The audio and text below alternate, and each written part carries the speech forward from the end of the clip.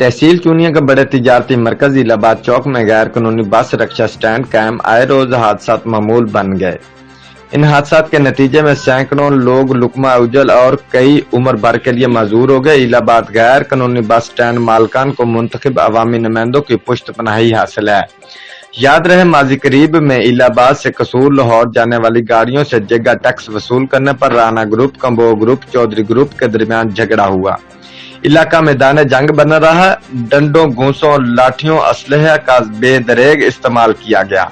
मुतअद्दिद लोग जख्मी हुए थे। जिले इंतजामिया किसी बड़े सानहे की मुंतजिर। अहले इलाका ने सूबाई वजीर ट्रांसपोर्ट वजीर आला पंजाब से मुतालबा किया है कि इलाहाबाद चौक से गैर कानूनी बस स्टैंड को खत्म करवाकर सरकारी बस टर्मिनल बनाया जाए।